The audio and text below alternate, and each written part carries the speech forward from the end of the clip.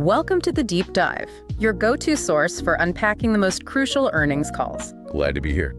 Today, we're taking a close look at United Community Banks, UCB, following their second quarter 2025 earnings call. Right. This is a financial institution that's really been making some, pretty astute strategic moves in the regional banking space. Absolutely. Our mission today is to cut through the noise, give you the essential takeaways from their latest performance, highlight what management had to say, And ultimately help you understand what it all means for UCB's journey in this ever-evolving landscape.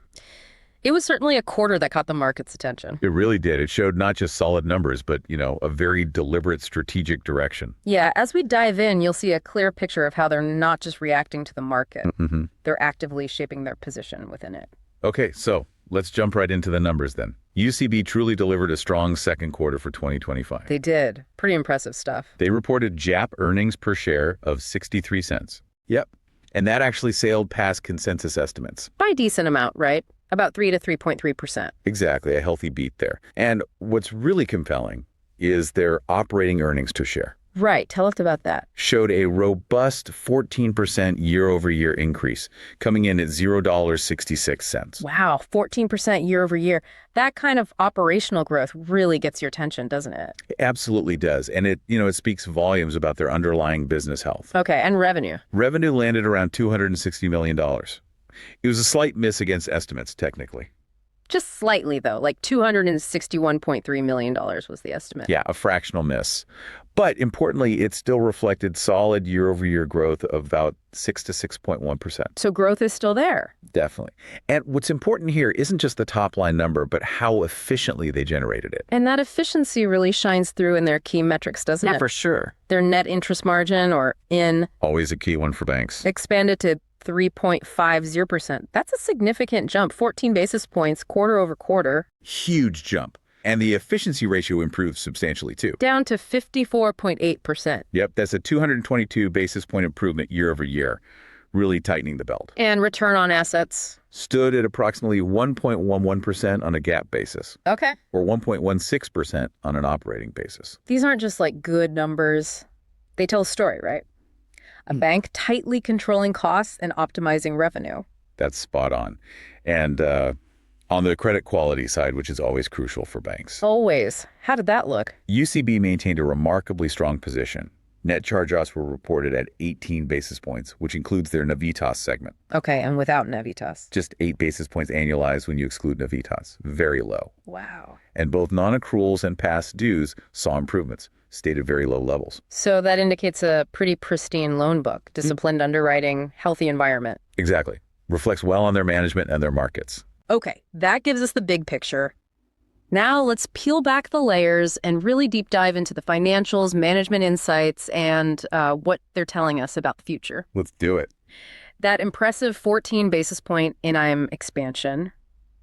What were the main drivers there? You mentioned lower cost of funds and a mix shift. Yeah, those were the primary levers. But how did they, engineer such a significant improvement, especially with rates being such a wild card? Well, that's the critical question, isn't it? The how is interesting. Management was particularly pleased with their deposit performance. Okay. Total deposits actually increased by $25 million, partly helped by a recent acquisition. Right, but organically, if you strip that out. Even when you strip out that acquisition and account for, the typical seasonal swings from public funds, deposits still grew by a healthy $64 million. Which is what, annualized? About 1.2% annualized. Good organic growth. That's solid. Yeah. But the real kicker for margins, I guess, was pushing down the cost of those deposits, right? Exactly. That was key. How low did they get it? They successfully pushed the cost of deposits down to an impressive 2.01%. 201. Nice. And here's where it gets even more interesting for their future margins. They have significant opportunity to reprice their CD book lower. Oh, really? How much are we talking about? About $1.4 billion of their CDs. It's roughly 38% of their entire CD book are maturing in the third quarter. Okay. And the average rate on those is 3.72%. They're expecting to drop that by 10 to 20 basis points when these reprice. That creates a powerful tailwind for NIM then, doesn't it? It's almost like finding free money. Pretty much, yeah. A built-in margin boost coming up. Meanwhile, on the loan growth side, 4.2% annualized increase, excluding the acquisition. Right. But management mentions some slippage and closing. What exactly does that mean for listeners? Should we be worried? Good question. Slippage in closing essentially refers to loans that were in the pipeline, expected to close in Q2. Okay. But for various reasons, maybe a client needed more time, a condition wasn't met. They either took longer or just didn't close in that period. So more of a timing thing than a demand issue? Generally, yes. It's not necessarily a red flag of weakening demand. The key takeaway is that despite this, their loan pipelines remain strong heading into Q3. Okay, so still robust underlying demand for credit. That context helps. Definitely. Now let's talk capital. UCB maintains really high capital ratios, CET1 at a robust 13.3%. Very strong. And the tangible common equity, or TCE ratio, up 27 basis points. How does this capital strength position them, especially compared to other regionals? It's a significant competitive advantage, no question. They've been actively managing this surplus capital since early 2024. How so? Strategically paying down debt, $100 million in senior debt, and $68 million in Tier 2 capital. It shows a proactive approach to optimizing their capital structure. And they did some buybacks too, right? They did. Repurchased approximately $14 million of their stock, about 57,000 shares. That was an opportunistic move earlier. But they're not actively buying back shares at current prices. Why the pause, given all that capital? Right. Well, they've paused because at current stock prices, the earn back period, basically how long it takes for the buyback to pay off in earnings, is longer than their target of 7-8 years. It's about discipline. So disciplined capital allocation. They're waiting for better prices. Exactly. They made it clear they remain opportunistic, ready to jump back in if the stock dips to more attractive levels. Makes sense. Shifting gears slightly, non-interest income was down a bit this quarter. What happened there? One-off stuff? It was largely one-off, yeah. The main driver was a negative swing in their mortgage servicing rights, or MSR mark. The MSR mark, always volatile. Right. It was a gain in Q1, flipped to a loss in Q2. Often happens with mortgage rate fluctuations. Anything else? There was also a $700,000 negative fee related to writing down deferred costs when they redeemed that senior debt we just talked about. Got it. So specific items, not a broader weakening in fees. Correct. Okay, let's talk about Navitas Equipment Finance. That segment showed robust growth, $14 million in loans sold. Yeah, Navitas doing well. And it's approaching their internal 10% cap. What's the strategy behind selling off these loans instead of keeping them? And how does that gain on sale margin work? Good questions. Navitas is a fantastic story, a high-growth, specialized segment. Selling loans lets them manage concentration risk. Keeping it below that 10% cap of Navitas loans to total loans. Exactly. And it also lets them monetize the assets. It's a way to grow without bulking up the balance sheet too much in one area. Smart. And the gain on sale? The gain on sale margin is basically the profit they make selling those loans. And that margin is largely dependent on the 3 to 4 year Treasury yield. Okay, so lower Treasury yields generally mean a higher gain on sale for UCB. Yeah. Because the fixed rate loans they're selling become more attractive to buyers. Got it. A smart way to generate fee income and manage risk. Definitely. And quickly on the allowance for credit losses, the ACL, provision was $1.8 million, covered net charge-offs. Yeah. But there was some movement within that, an acquired bank provision offset by a reserve release. Right. It included a $2.5 million provision for the acquired bank's non-performing book. Okay. But that was more than offset by a $2.8 million release from their Hurricane Helene special reserve. Ah, that reserve. So the expected losses didn't fully materialize? Seems that way. That reserve now stands at $4.4 million. Overall allowance coverage stayed flat at 1.21%. Consistent, prudent approach. Okay, let's dive into management's insights and strategic updates. They sounded genuinely optimistic about the rest of the year. They did, despite those lingering uncertainties like tariffs and the yield curve direction. What's driving that optimism, do you think?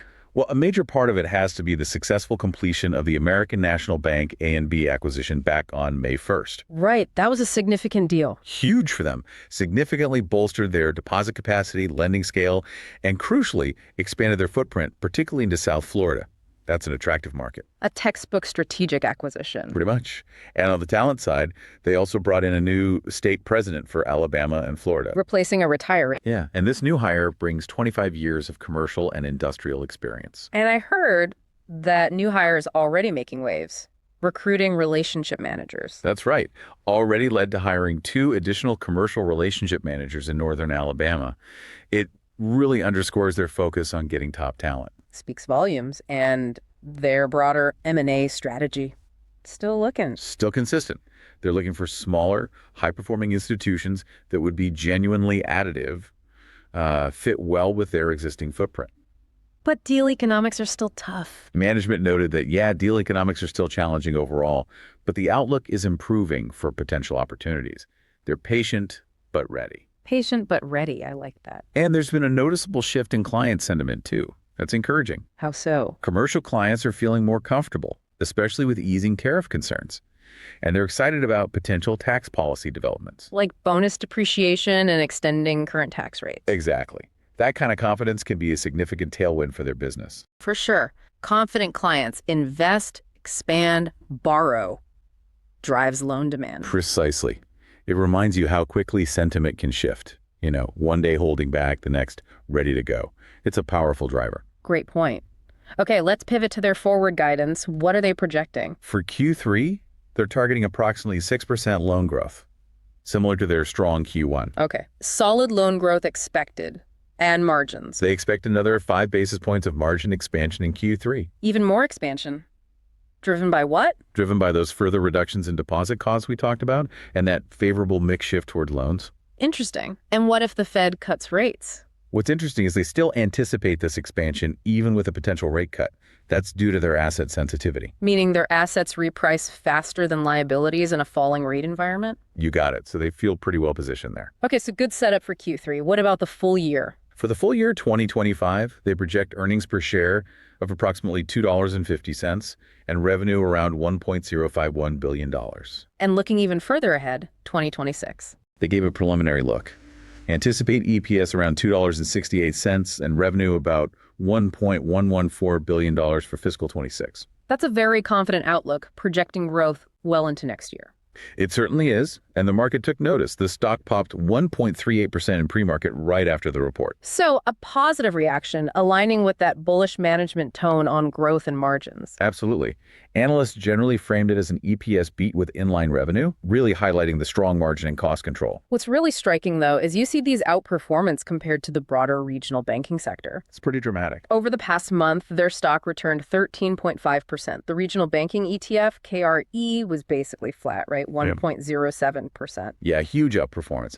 And over 3 months, UCB returned 21.4%.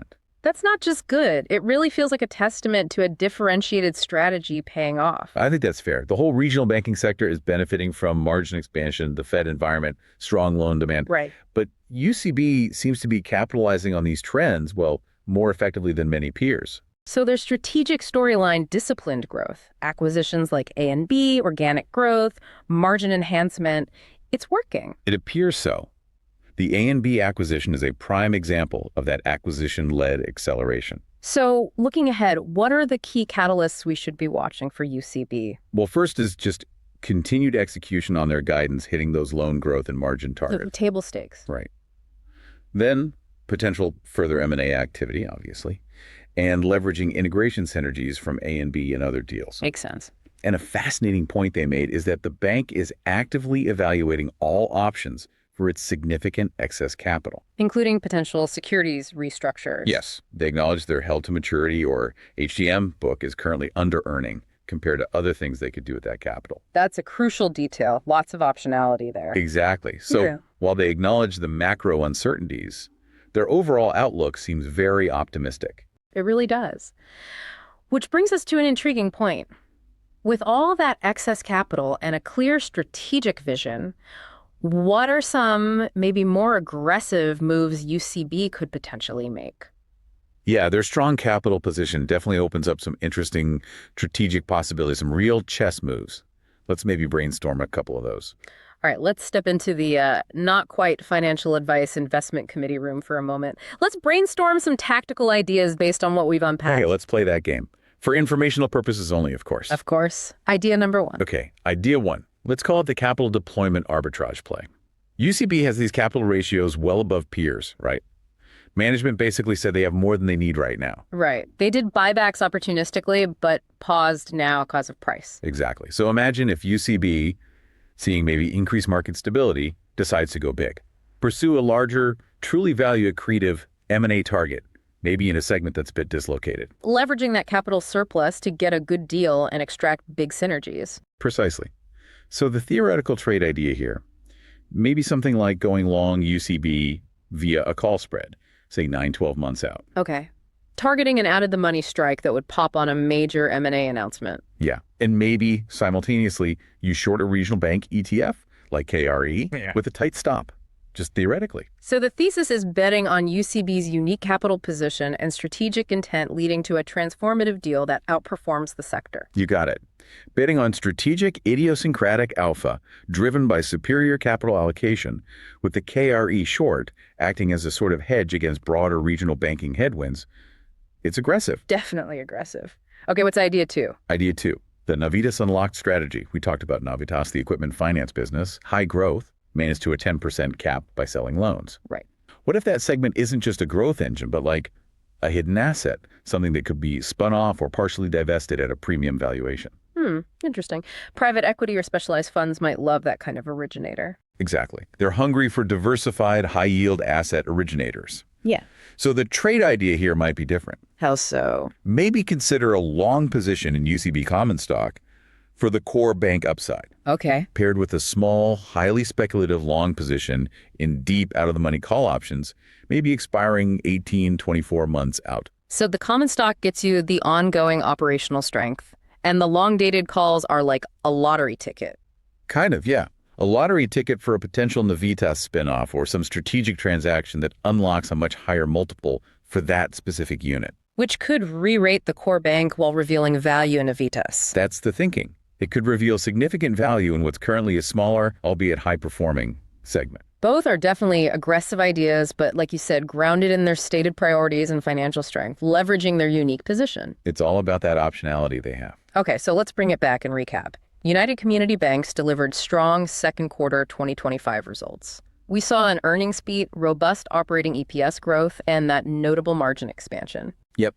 And the successful acquisition of American National Bank, plus the strong performance of Navitas, really underscored their disciplined strategic execution. Management's bullish outlook for continued loan growth and margin improvement, coupled with that positive client sentiment, provides a solid foundation moving forward. And while they have significant capital, they are actively evaluating all options for deploying it, M&A, talent, maybe even those securities restructures. Which leaves the big question for you, our listener, to mull over. With such a strong capital position and clear strategic appetite, what's next? A bold acquisition, unlocking Navitas, or another discipline move? Which path will UCB take to define its future trajectory? And now for the critical disclaimer. Remember, this deep dive is purely for informational purposes. It absolutely does not constitute financial advice. That's right. Investors should always conduct their own research and consult with a qualified financial advisor before making any investment decisions. Investment in securities involves risks, and past performance is never indicative of future results. Thank you for tuning in to the deep dive. We invite your comments and questions on social media. Have a great day.